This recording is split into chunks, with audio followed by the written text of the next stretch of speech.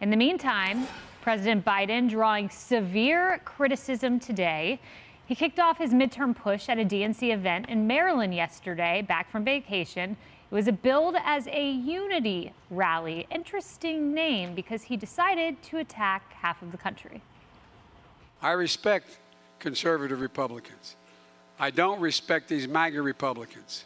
The MAGA Republicans don't just threaten our personal rights and economic security. They're a threat to our very democracy.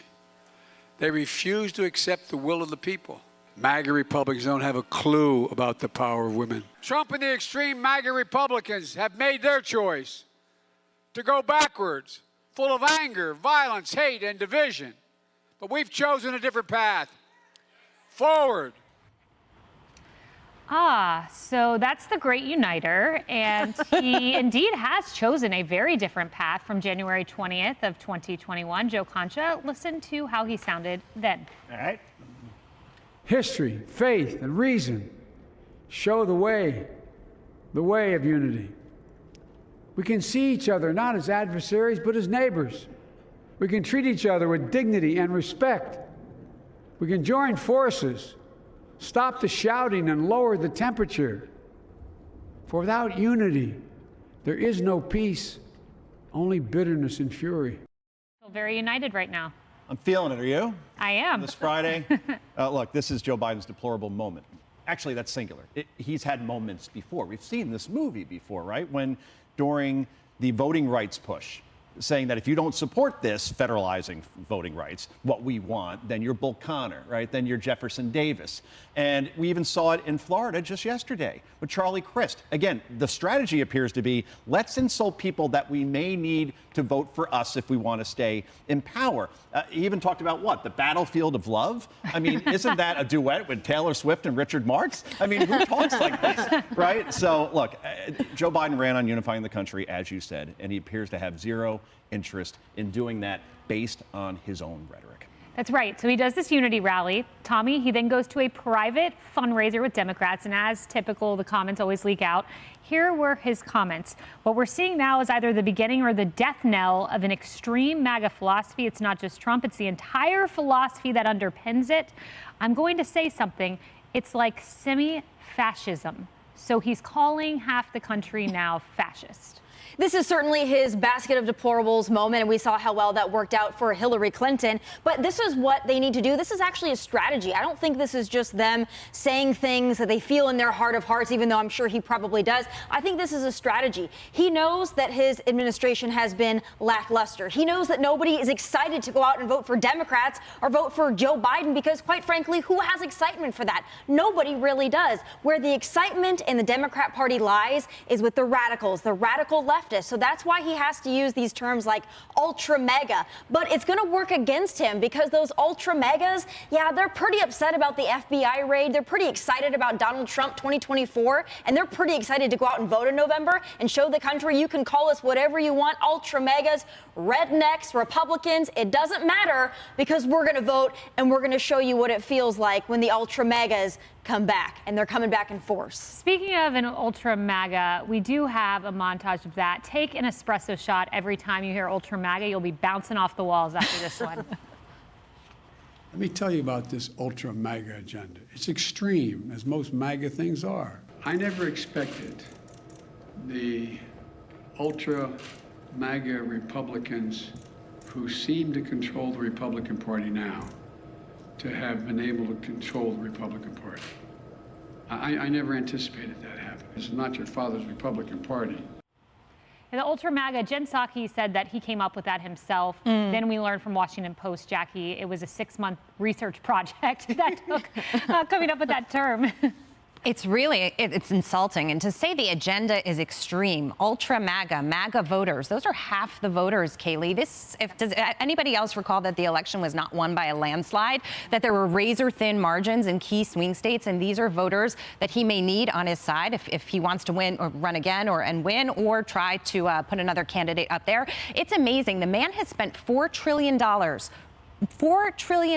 of taxpayer money Ultra MAGA money is included in there, by the way. And he's trying to insult people in this sort of very like sandbox approach, right? If I don't like you, I'm going to throw sand in your face. People are insulted by it. It makes them angry. It makes them want to get out and vote. And to the previous comment, a lot of those MAGA voters are women, too. People that don't like Joe Biden, that don't stand for crime in this country, that don't stand for this reckless spending. And you want to talk about extremism. The Republicans might say, we want a little bit less government. We want less spending. Leave us alone. Let capitalism function properly. Their green climate agenda is extreme. You want to talk about extremism. They're shoving it down our throats. So when he stands up there, the hypocrisy in these statements is absolutely unbelievable. Doesn't it sound like vodka in a can? Ultra MAGA. Like, wouldn't you have that at a barbecue? Right? It just sounds so forced, right? The language you got to use when you're trying to talk to people is a language you would use if you're at a happy hour. And there's not one person that's at any bar in New York, Washington, or anywhere else is saying, what do you think about the Ultra MAGAs and what they're doing to the country right now? It's nothing natural about it. It's really bad political marketing. Doctor, I want to play for you the comments of the governor of the state we're sitting in. She had some words. Apparently, she wants people to leave the state. Fighting to bring government back to the people and out of the hands of dictators. And we're here to say that the era of Trump and Zeldin and Molinaro, just jump on a bus and head down to Florida where you belong. You don't represent our values. You are not New Yorkers.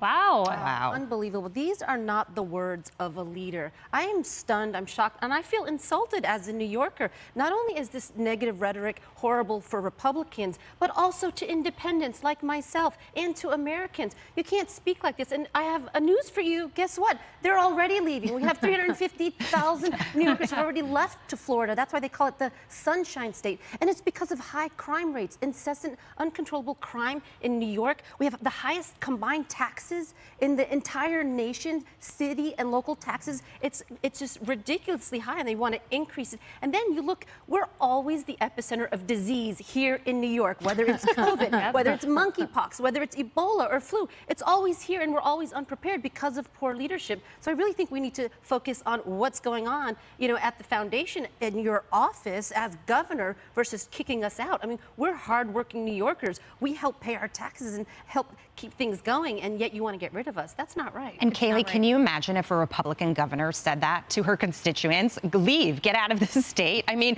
people would be up in arms. It would be outrage. But she's allowed to say it because she's Kathy Hochul and she's on the blue side of things. It's true. And Tommy, like when you look at this in aggregate, Charlie Crist, insulting Floridians who he needs their vote.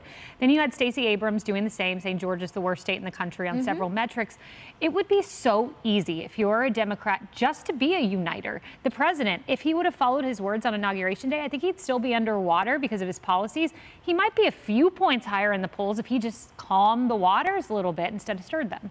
He's plenty calm. He's comatose. But again, I wonder, Gavin Newsom also is begging Floridians to come to California. So I wonder what he thinks about all these people saying, go to Florida. Again, this is a big target on the back of Ron DeSantis because they are terrified of DeSantis 2024. So they always got a dog on Florida one way or another. Not going to work.